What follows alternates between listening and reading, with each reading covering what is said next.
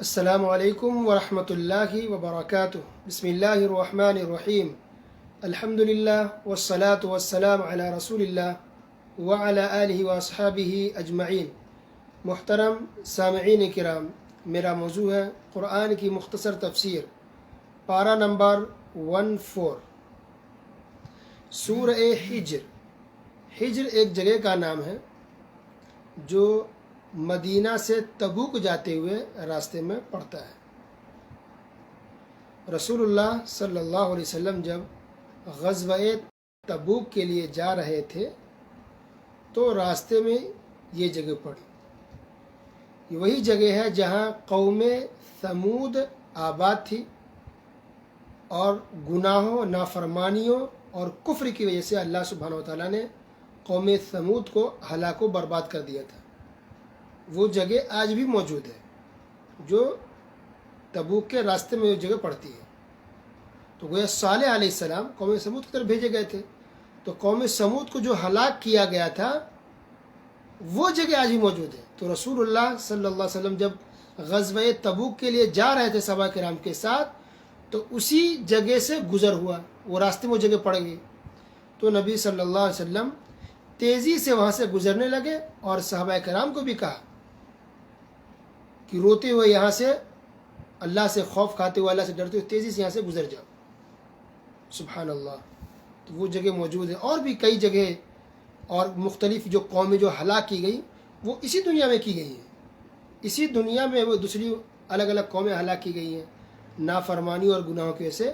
تو ان کی جگہ آج بھی مختلف ملکوں کے اندر موجود ہے، لیکن یہ وزٹ کی جگہ نہیں کہ انسان جائے، گھومے پھرے، دیکھے، نہیں۔ وہ خوف کی جگہ ہے۔ اگر انسان دھوکے سے وہاں سے اس کا گزر ہو جا رہا ہے تو فوراً چاہیے انسان جلدی سے آگے بڑھ جائے، وہاں رکنا نہیں چاہیے۔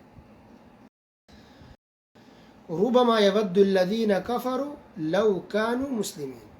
وہ وقت بھی ہوگا کہ کافر اپنے مسلمان ہونے کی تمنا کریں گے کہ کاش بھی مسلمان ہو جاتے اور مسلمان ہو کے رہتے۔ یہ 14 پارے کی پہلی لائن اور پہلی آیت ہے۔ تو یہ کب ہوگا؟ مفسرین نے لکھا یا تو مرتے وقت، نمبر 2 یا تو قیامت کے دن، اور نمبر 3 جہنم میں جانے کے وقت۔ یہ فیصلہ کہ جہنم میں جا رہا ہے تو تمنا کریں گے، اور نمبر 4 یا تو ہر وقت۔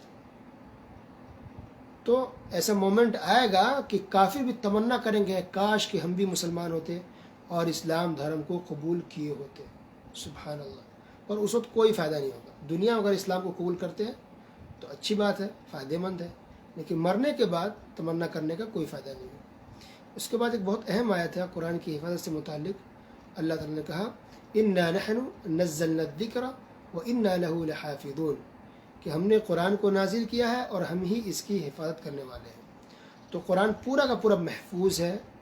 پورے قرآن کو اللہ تعالیٰ نے نازل کیا ہے، لے کر کے آنے والے جبرائیل علیہ السلام ہیں، اور جن پر قرآن کو اتارا گیا وہ محمد رسول اللہ صلی اللہ علیہ وسلم۔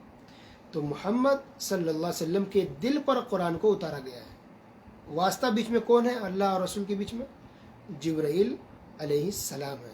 پورا کا پورا قرآن اللہ کی طرف سے ہے۔ اس میں ایک بھی حرف کسی پیغمبر یا کسی صحابی، کسی بزرگ اور کسی عالم کی طرف سے نہیں ہے۔ پورا قرآن الحمدللہ کے الف سے لے کے سورہ ناس کے سین تک اللہ کی طرف سے ہے۔ سبحان اللہ۔ یہ پورا محفوظ ہے، کوئی اس کو بدل بھی نہیں سکتا ہے، کوئی اس کو چینج بھی نہیں کر سکتا، تبدیلی بھی نہیں کر سکتا، نہ کم کر سکتا، نہ کوئی گھٹا سکتا، نہ کوئی بڑھا سکتا۔ یہ پورا پورا محفوظ ہے اللہ کی طرف سے۔ اگر کوئی اس کو نہیں مانے تو وہ کافر ہو جائے گا، مسلمان نہیں رہے گا۔ اس کے بعد اللہ تعالیٰ نے یہ بیان کیا کہ جو بھی رسول دنیا میں آتے لوگوں کو سمجھانے کے لیے، لوگوں کی رہنمائی کے لیے، تو لوگ اس کے دشمن بن جاتے ہیں، اس کا مذاق اڑاتے ہیں۔ تو دیکھیے آخری رسول صلی اللہ علیہ وسلم کا بھی لوگوں نے، کافروں نے مذاق اڑایا۔ تو جہاں کہیں بھی یہ بات کہی جاتی ہے تو اس کے اندر ایک مقصد یہ بھی ہوتا ہے کہ ہمارے رسول کو تسلی دی جائے۔ انسان سوچے نا، آج اگر آپ کو کوئی مذاق اڑائے، آپ کو تنگ کرے، طنز کرے، تو کتنی تکلیف آپ کو پہنچتی ہے۔ وہ بھی معاملہ آپ کا ہوتا ہے، آپ کا ذاتی معاملات ہوتے ہیں، لیکن یہاں محمد صلی اللہ علیہ وسلم اپنے نفس کے لیے نہیں لڑ رہے تھے، اسلام کی خاطر، دین کو پھیلانے کے لیے، دعوت و تبلیغ کے لیے، توحید کی باتیں لوگوں کو پہنچانے کے لیے لوگوں کو بتاتے تھے، تو لوگ دشمن ہوتے، مذاق اڑاتے، طنز کرتے، تکلیف دیتے اور کمنٹس پاس کرتے تھے برے برے. اس کو سہنا ہوئی on public, on road, on public, یہ سب ہوتا تھا، سب کے سامنے ہوتا تھا. تو دیکھیے کتنا نبی کریم صلی اللہ علیہ وسلم کو تکلیف ہوتی رہی ہوگی، کتنا انہوں نے برداشت کیا ہوگا، اس کا ہم تصور بھی نہیں کر سکتے. لہذا قرآن میں کئی آیتوں کے اندر اللہ تعالیٰ نے نبی کریم صلی اللہ علیہ وسلم کو تسلی دی ہے، آپ کو سمجھایا ہے، صبر کرنے کو کہا ہے. اس کے بعد اللہ تعالیٰ نے آسمان میں جو ہمیں ستارے نظر آتے ہیں، اسٹارس، اس کے مقصد کو بیان کیا. اللہ نے کہا کہ جو ہم نے بنایا ہے ستارے، یہ بیکار نہیں بنایا ہے، یوں ہی نہیں بنایا، بلکہ اس کا مقصد ہے، کئی مقاصد ہے. نمبر 1 کہ اس سے تو خوبصورتی ہوگی، آسمان خوبصورت دکھے گا، دکھنے میں اچھا لگے گا، خوبصورتی کے لیے. نمبر 2 شیطان کو مارنے کے لیے اور اس ایریے کو، اوپر کی جگہ کو محفوظ کرنے کے لیے. یعنی جو اللہ تعالیٰ وہی نازل فرماتی ہے، حکم دیتا فرشتے کو، پھر فرشتے لے کے آتے ہیں نیچے تک نا احکام کو. نبی کے زمانے میں اور آج بھی کوئی بات ہوتی ہے تو فرشتے کو حکم ہوتا ہے کسی کام کو انجام دینے کے لیے، کسی قوم کو ہلاک کرنے کے لیے، یا جو بھی معاملات اللہ کا نظام ہے، تو شیطان اس کو سننے کی کوشش کرتے ہیں. تو اس کے ذریعے محفوظ کیا گیا کہ شیطان سن نہیں پائے. جو سننے کی کوشش کرتا ہے تو شیطان کو مارا جاتا ہے شہاب ثاقب کے ذریعے. تو کبھی کبھی جو لوگ دیکھتے ہیں کہ آسمان سے کچھ لگتا کوئی آگ گر رہا ہو، تو آگ اصل میں وہی ہوتا ہے، شیطان کو مارا جاتا ہے، وہی گرتا ہے آسمان سے. اسی طرح ایک مقصد یہ بھی ستاروں کو بنانے کا کہ اس کے ذریعے، اسٹارز کے ذریعے لوگوں کو راستہ ملتا ہے کہ کیسے کیسے جانا ہے. کچھ لوگ اس کو پتہ ہوتا ہے کہ اس سے کیسے رہنمائی ملتی ہے. تو آج روڈ میپ بنے ہوئے ہیں، لوکیشن آج ہے، یہ سائن بورڈ لگے ہوئے ہیں، سڑکوں کا، راستوں کا نام لکھا ہوا ہے. پہلے تو کچھ بھی نہیں تھا، اندھیرا ہی اندھیرا، نہ کوئی بلب، نہ لائٹ، نہ صحیح سے سڑک تک ڈھنگ کی نہیں تھی. تو باقی سہولیت بہت دور کی بات ہے. تو پہلے زمانے میں لوگ ستاروں کو دیکھ کر کے راستہ طے کرتے تھے. یا سمندروں میں چل رہے ہیں، جہاز میں ہے، تو ستاروں کو دیکھ کے اندازہ ہوتا کہ ہاں یہ راستہ کدھر جا رہا ہوگا. تو لوگوں کو راستوں کی رہنمائی ملے، اس مقصد کی خاطر بھی اللہ تعالیٰ نے ستاروں کو بنایا ہے. لیکن ستاروں کو بنانے کا مقصد یہ نہیں ہے کسی کی زندگی، کسی کی موت. کچھ لوگ جو عقیدہ رکھتے ہیں یہ غلط ہے. ستاروں کو دیکھ کر کے کسی کی عمر کا اندازہ لگانا یہ بالکل غلط ہے. یہ مقصد اللہ تعالیٰ نے کہیں بھی بیان نہیں کیا. تو یہ مقاصد ہو گئے ستاروں کے بنانے کے. اب دیکھیے اگر اللہ نے کہا توحید کی بات، وَإِنَّا لَنَحْنُ نُحْيِي وَنُمِيتُ وَنَحْنُ الْوَارِثُونَ، کہ ہم ہی جلاتے ہیں، زندہ کرتے ہیں، ہم ہی مارتے ہیں. تو یہ زندہ کرنے کا اور مارنے کا کام صرف اللہ کے ہاتھ میں. کوئی بھی کسی کو زندہ نہیں کر سکتا. رسول بھی کسی کو زندہ نہیں کر سکتے تھے اور نہ ہی کسی کو موت دے سکتے تھے. یہ بات اللہ نے قرآن میں کئی جگہ بیان کی ہے. تو اس سے پتہ چلا کہ جو لوگ یہ عقیدہ رکھتے کہ بزرگ ہیں، ولی ہیں، غوث ہیں، تو فلاں پیر صاحب ہیں، وہ کسی کو زندہ کر سکتے ہیں یا زندہ انہوں نے کر دیا ہے، ایسا تو لوگ بدعتی لوگ تقریروں کے اندر بیان کرتے ہیں کہ غوث اعظم عبد القادر جیلانی رحمۃ اللہ علیہ نے فلاں اپنے مرید کے بیٹے کو، اس کی اولاد کو زندہ کر دیا. استغفر، شرک ہے کھلا ہوا جو ایسا عقیدہ رکھے. پہلی بات تو غوث اعظم کہنا ہی صحیح نہیں ہے. غوث اعظم اللہ تعالیٰ ہے، یعنی مددگار. یہ جو بڑے بڑے القاب اور جو نام دے رکھے ہیں پیروں کو، بزرگوں کو، یہ سراسر غلط ہے. تو موت اور زندگی صرف اللہ کے ہاتھ میں، کسی انسان کے ہاتھ میں نہیں ہے. پھر اللہ نے انسان کی تخلیق کس طرح سے ہوئی وہ اللہ نے بیان کیا. اللہ تعالیٰ نے کہا یقیناً ہم نے انسان کو کالی اور سڑی ہوئی کھنکھناتی مٹی سے پیدا کیا ہے. سبحان اللہ. یہ سورہ ہجر آیت نمبر 26 کے اندر. تو انسان مٹی سے پیدا کیا، کیسی مٹی سے وہ بھی بیان کر دیا گیا. تو آدم علیہ السلام کی شروعات ہی مٹی سے ہوئی ہے.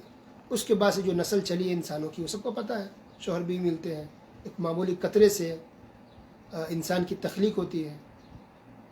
لیکن کبھی انسان ایسے بھی ہے کہ دیکھیے آدم علیہ السلام کو بغیر ماں باپ کے اللہ نے پیدا کیا، پھر حوا کو بغیر ماں کے پیدا کیا، پھر عیسیٰ علیہ السلام ہے کہ ماں ہے، باپ نے بغیر باپ کے پیدا کیا.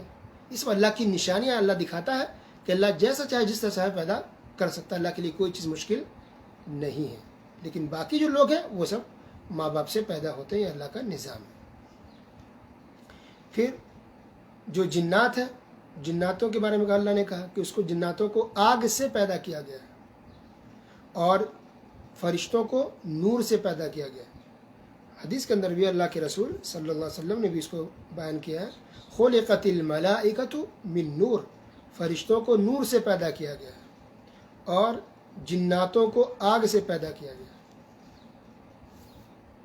تو یہ 3 الگ الگ مخلوق ہیں، انسان کی مخلوق، اور ایک ہے جنات ایک مخلوق، ایک ہے فرشتے مخلوق. سب کی پیدائش کی جو اصل ہے بنیاد وہ الگ الگ ہے. پھر اللہ نے یہ بیان کیا کہ جب حکم ہوا سجدہ کرنے کا تو تمام لوگوں نے سجدہ کیا. ابلیس نے سجدہ کرنے سے انکار کر دیا تو اللہ نے وہاں سے اس کو نکال دیا. اور آج تک یہ ابلیس دیکھیے خود بھی گمراہ ہے، دوسروں کو گمراہ کرتا ہے، خود بھی جہنم میں جائے گا. اور جو بھی ابلیس کو فالو کرے گا، شیطان کے طریقے پر چلے گا، وہ سب کا سب جہنم میں جائے گا. اس سے پتہ چل رہا ہے کبھی بھی اللہ اس کے رسول کی نافرمانی نہیں کرنی چاہیے، اور دل میں گھمنڈ اور تکبر نہیں آنا چاہیے. ابلیس کو تکبر اور گھمنڈ اور نافرمانی نے دیکھیے کہاں سے کہاں تک پہنچا دیا.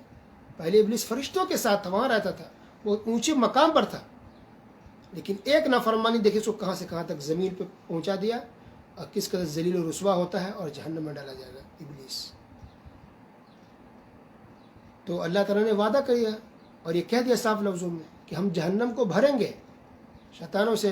ابلیس اللہ نے کہا کہ ہم جہنم کو بھریں گے تم سے اور ان تمام لوگوں سے جو تیرے راستے پر چلے گا، تجھے فالو کرے گا. اللہ ہم سب کو جہنم سے محفوظ رکھے، آمین. جہنم کے ٹوٹل 7 کیٹیگری ہے جہنم کے. جہنم پھر نیچے جہنم ہے، اس کی کیٹیگری بنی ہوئی ہے. جس قدر انسان جتنا زیادہ گنہگار ہوگا اس کے حساب سے اتنی اور زیادہ گہرائی میں جلتا چلا جائے گا. پھر اس کے بعد اللہ تعالیٰ نے ابراہیم علیہ السلام کا واقعہ ذکر کیا اور قوم لوط کا بھی ذکر کیا، جس کا بیان کل کے درس میں ہو چکا ہے. اس کے بعد اللہ تعالیٰ نے رحمت کا ذکر کیا اور کہا کہ کسی بھی انسان کو اللہ کی رحمت سے مایوس نہیں ہونا چاہیے. اللہ کی رحمت سے مایوس تو گمراہ اور بہکے ہوئے لوگ ہوتے ہیں. سبحان اللہ. ہمیشہ امید رکھیں اللہ سے، اچھی امید رکھیں، اچھا گمان رکھیں. اللہ تعالیٰ انسان کے گمان کے پاس ہے. ہم اچھا گمان رکھیں ہمارے ساتھ اچھا ہوگا، ہم برا گمان رکھیں گے تو ہمارے ساتھ برا ہوتا ہے، یاد رکھیے. تو گمان اچھا رکھنا چاہیے اور اللہ سبحانہ تعالیٰ سے اچھی امید رکھنی چاہیے، حسن ظن جس کو کہتے ہیں. پھر اللہ تعالیٰ نے قوم شعیب کا ذکر کیا، اس کے بعد قوم ثمود کا ذکر کیا. اس کے بعد اللہ تعالیٰ نے کہا وَلَقَدْ آتَيْنَاكَ سَبْعًا مِّنَ الْمَثَانِ وَالْقُرْآنِ الْعَظِيمِ. یہ جو ہے 7 مثانی، یہ سورہ فاتحہ کے بارے میں کہا گیا. اللہ نے کہا کہ ہم نے تم کو دیا 7 مثانی اور قرآن عظیم. تو اس سے سورہ فاتحہ کی بھی اہمیت سمجھ میں آتی ہے. فَسَبِّحْ بِحَمْدِ رَبِّكَ وَكُن مِّنَ السَّاجِدِينَ. اللہ نے کہا کہ اللہ تعالیٰ کی تسبیح بیان کرو، حمد و ثنا بیان کرو اور سجدہ کرنے والوں میں سے ہو جائے. تو تسبیح اور حمد و ثنا ہمیشہ ہم لوگوں کو اللہ تعالیٰ کی بیان کرنی چاہیے. اور جو آخری آیت ہے سورہ ہجری کی وہ یہ ہے وَاعْبُدْ رَبَّكَ حَتَّى يَأْتِيَكَ الْيَقِينُ، کہ اپنے رب کی عبادت کرتے رہیے یہاں تک کہ آپ کو یقین آ جائے. تو یقین سے مراد یہاں موت ہے. صوفی لوگ دیکھیں اس کا غلط مطلب نکالتے ہیں. صوفی جو لوگ ہیں کچھ لوگ وہ سمجھتے ہیں کہ یقین آ جائے کہ ہاں رب ہے، عبادت کر رہے ہیں، تو اس کے بعد سے نماز روزہ سب ختم، اب انسان کو عبادت کرنے کی ضرورت نہیں ہے. ایسے بھی کچھ لوگ ہیں عقیدہ رکھنے والے. استغفر اللہ. تو بتائیے بات اگر ایسی ہوتی تو کیا نبی صلی اللہ علیہ وسلم کو یقین نہیں تھا؟ صحابہ کرام یقین کے درجے کو نہیں پہنچے تھے. تو مرتے دم تک انہوں نے نماز پڑھی ہے. تو عبادت نماز انسان کی مرتے دم تک ہے، کبھی بھی معاف نہیں ہے. اس کے بعد ہے سورہ نحل. نحل کے معنی ہوتے ہیں شہد کی مکھی، جو شہد پیدا کرتی ہے وہ مکھی کو کہتے ہیں نحل. ہنی جس سے بنتا ہے، تو اسی ہنی کا ذکر ہے کہ اللہ نے اس کے اندر شفا رکھی ہے. شہد کے اندر مکھی کا ذکر ہے، اور شہد کے اندر اللہ نے شفا رکھی ہے، بہت بڑی اللہ کی نعمت ہے، اس کا ذکر ہے. اس لیے سورت کا نام سورہ نحل رکھا گیا ہے. اللہ تعالیٰ نے کہا کہ اللہ کی مرضی ہے، اللہ تعالیٰ جس کو چاہے نبی بنائے، رسول بنائے.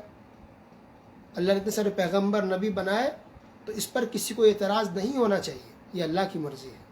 اس کے بعد اللہ تعالیٰ نے بہت سارے جانوروں کا ذکر کیا، احساس دلایا ہم لوگوں کو.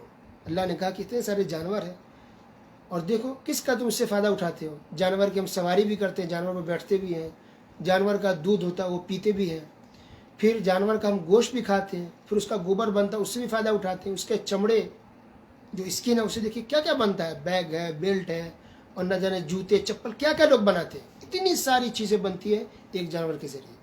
تو جانور بھی اللہ کی بہت بڑی نعمت ہے، اور کتنا زیادہ ہم فائدہ اٹھاتے ہیں جانور کے ذریعے. اور یہ جانور سب ہمارے تابع ہوتے ہیں. ہم جدھر جانور کو لے کے جاتے ہیں وہ چلا جاتا ہے. یہ اللہ نے ہمارے تابع کر دیا ہے، ورنہ ہماری اتنی طاقت نہیں تھی کہ ہم جانور کو جدھر چلاتے گھماتے، بلکہ وہ ہمیں مار کے پھینک سکتے تھے. لیکن اللہ نے ہمارے تابع کر دیا تاکہ انسان جانور سے فائدہ اٹھا سکے. تو ان نعمتوں کا انسان کو شکریہ ادا کرنا چاہیے اور احساس ہونا چاہیے.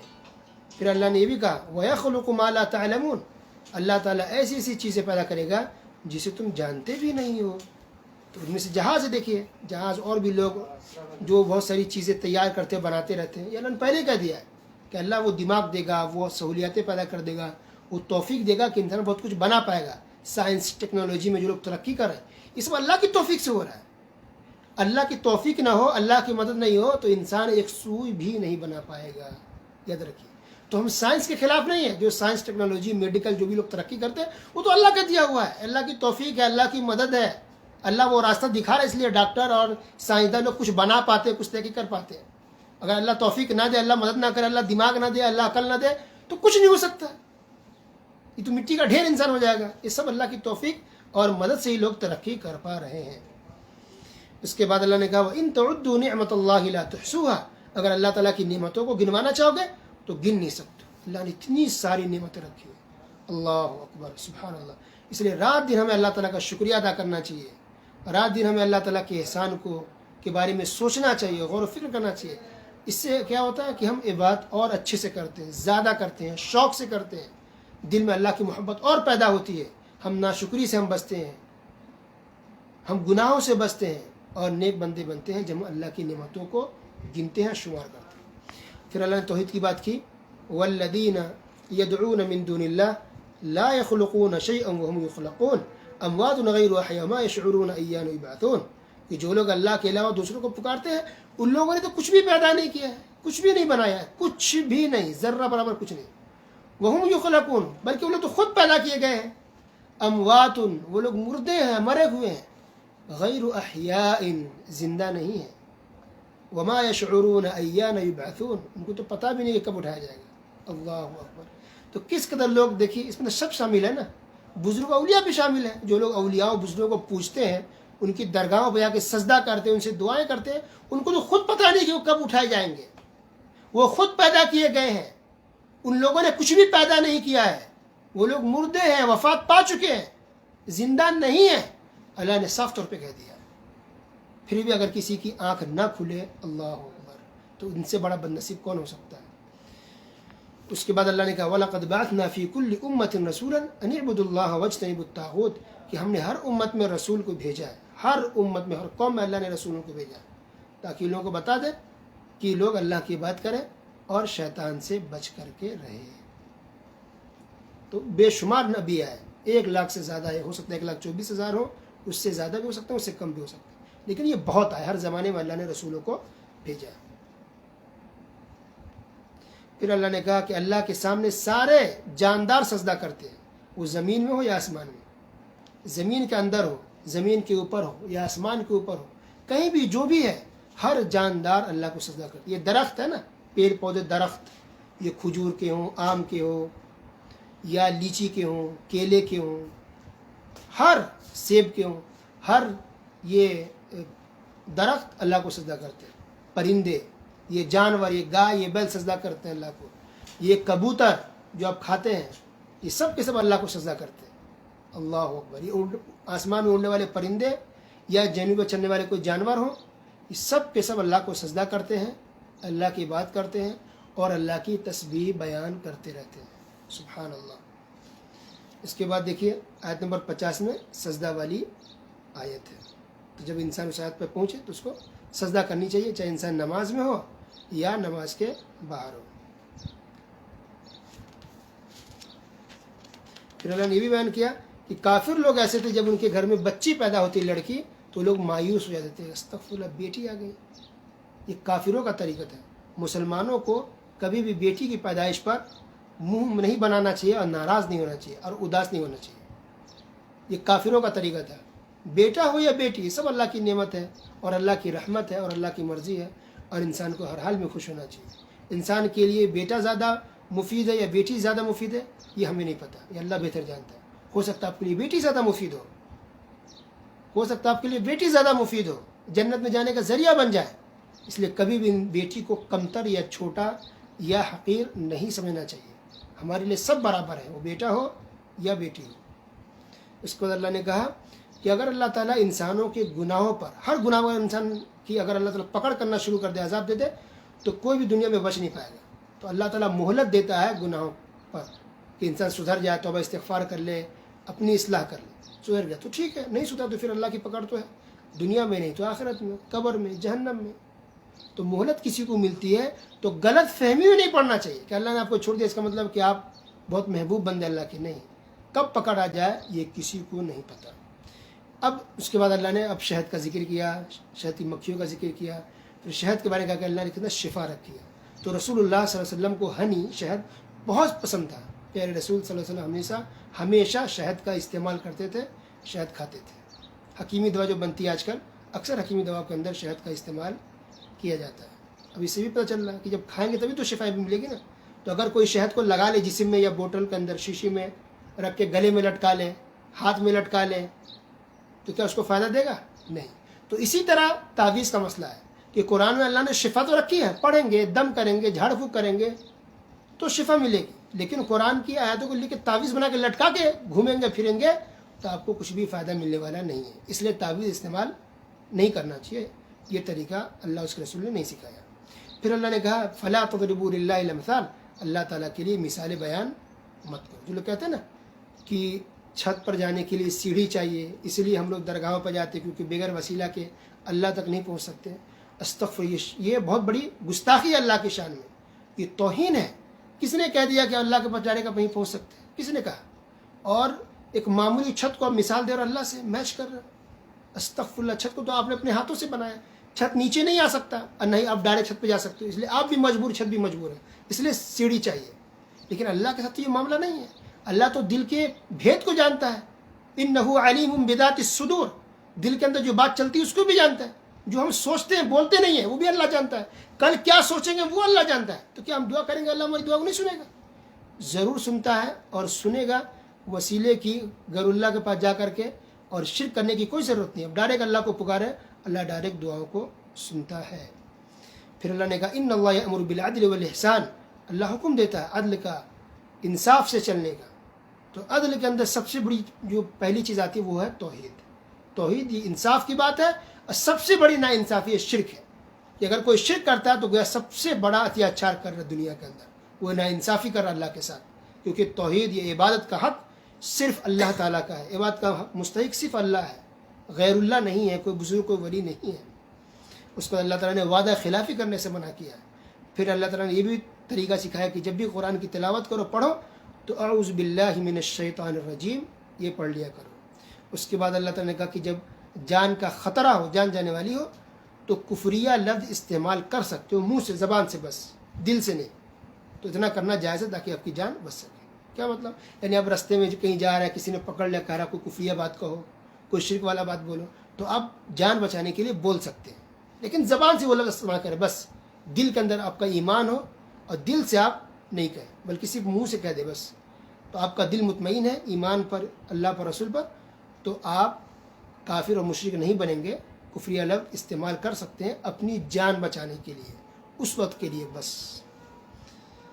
اس کے بعد آخر بات یہ ہے کہ اللہ تعالیٰ نے ایک دعوت کے بارے میں کہا ادع الی سبیل ربک بالحکمت والموعظۃ الحسنہ، کہ اللہ کے راستے کی طرف دعوت دی جائے، لوگوں کو بلایا جائے حکمت کے ساتھ، اچھی واضح و نصیحت کے ساتھ۔ اگر کوئی بحث بھی ہو جائے تو اچھے طریقے سے انسان بحث کرے، یہ گالی گلوچ بدتمیزی یہ سب صحیح نہیں ہے، چاہے وہ غیر مسلموں کے ساتھ ہو یا مسلمانوں میں سے بدعتیوں کے ساتھ ہو۔ گالی گلوچ کرنا اور گالی گلوچ کر کے بدتمیزی کر کے دعوت کا کام کرنا یہ طریقہ صحیح نہیں ہے۔ آپ حکمت کے ساتھ، پیار کے ساتھ، ادب کے ساتھ سمجھائیے، سمجھ گئے تو ٹھیک ہے، ورنہ اس کے ایسا حال پہ چھوڑ دیجیے۔ گالی گلوچ بدتمیزی یہ اسلام نہیں سکھاتا۔